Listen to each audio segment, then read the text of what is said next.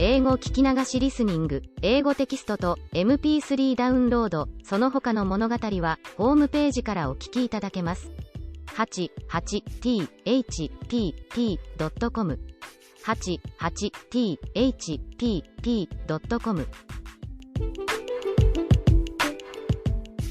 30th September. Dear Daddy, are you still harping on that scholarship? I never knew a man so obstinate, and stubborn and unreasonable, and tenacious and bulldogish and unable to see other people's point of view as you. You prefer that I should not be accepting favors from strangers. Strangers? And what are you, pray? Is there anyone in the world that I know less? I shouldn't recognize you if I met you in the street. Now, you see, if you had been a sane, sensible person and had written nice, cheering fatherly letters to your little Judy, and had come occasionally and patted her on the head, and had said you were glad she was such a good girl, then, perhaps, she wouldn't have flouted you in your old age, but would have obeyed your slightest wish like the dutiful daughter she was meant to be. Strangers indeed. You live in a glass house, Mr. Smith. And besides, this isn't a favor, it's like a prize, I earned it by hard work. If nobody had been good enough in English, the committee wouldn't have awarded the scholarship, some years they don't.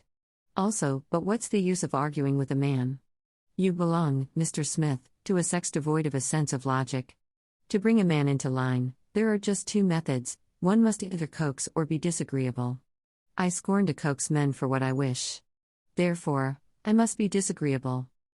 I refuse, sir, to give up the scholarship, and if you make any more fuss, I won't accept the monthly allowance either, but will wear myself into a nervous wreck tutoring stupid freshmen. That is my ultimatum.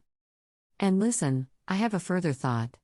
Since you are so afraid that by taking this scholarship I am depriving someone else of an education, I know a way out. You can apply the money that you would have spent for me towards educating some other little girl from the John Grier home. Don't you think that's a nice idea?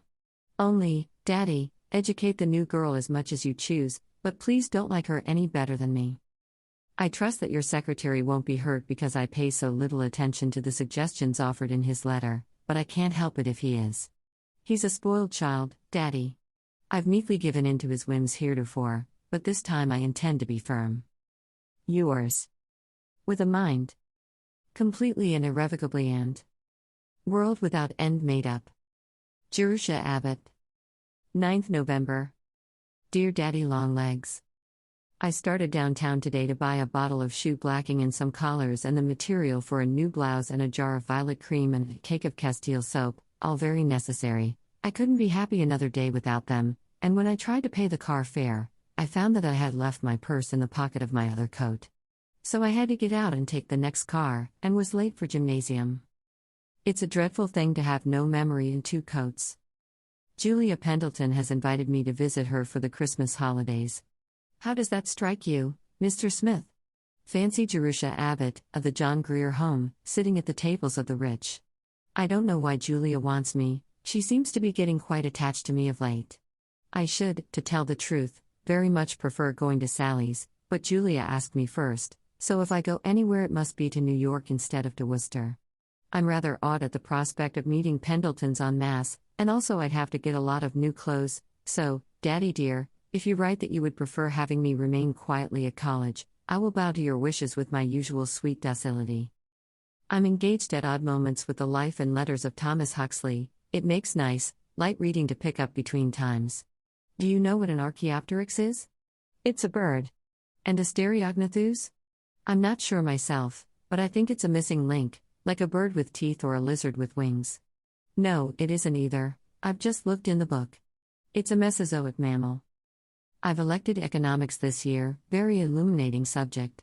When I finish that I'm going to take charity and reform, then, Mr. Trustee, I'll know just how an orphan asylum ought to be run.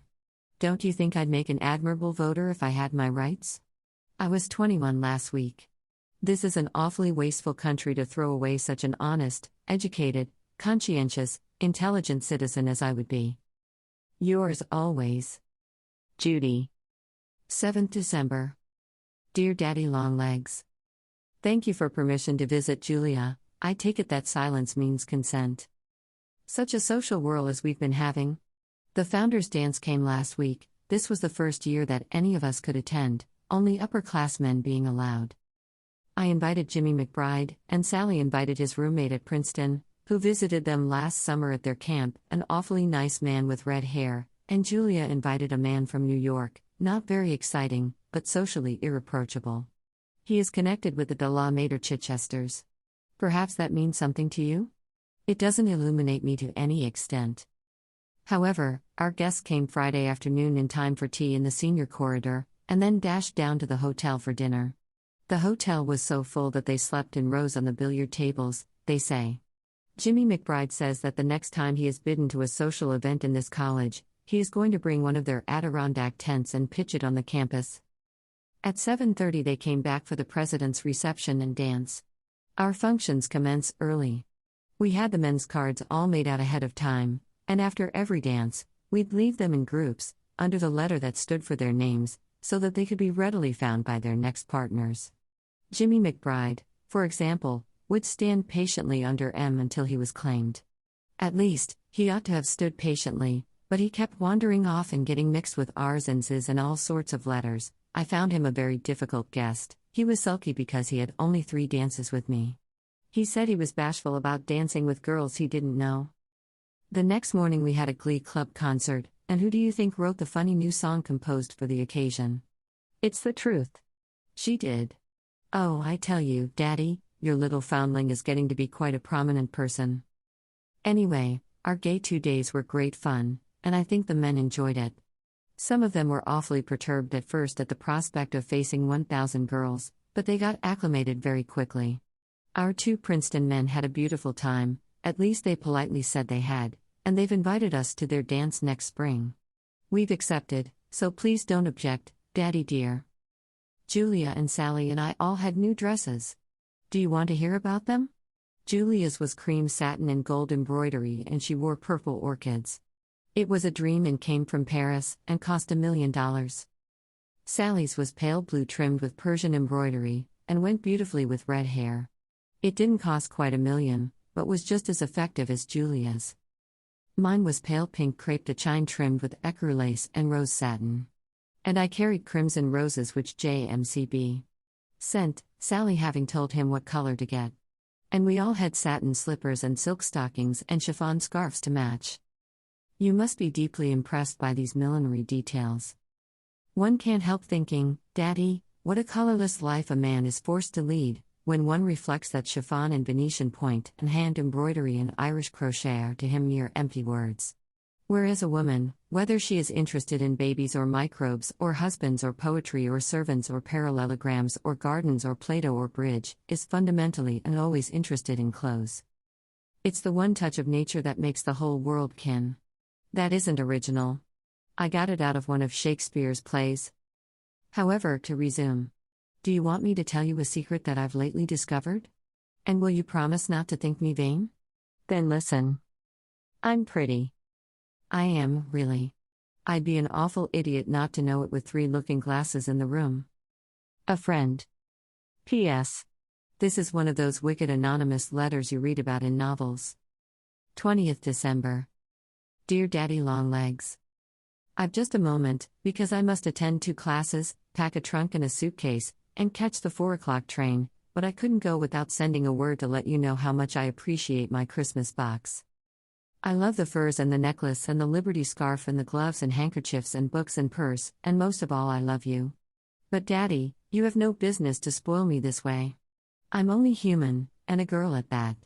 How can I keep my mind sternly fixed on a studious career, when you deflect me with such worldly frivolities? I have strong suspicions now as to which one of the John Grier trustees used to give the Christmas tree and the Sunday ice cream. He was nameless, but by his works I know him. You deserve to be happy for all the good things you do. Goodbye, and a very Merry Christmas. Yours always, Judy. P.S. I'm sending a slight token, too. Do you think you would like her if you knew her? 英語聞き流しリスニング、英語テキストと MP3 ダウンロード、その他の物語はホームページからお聞きいただけます。88thpp.com 88thpp.com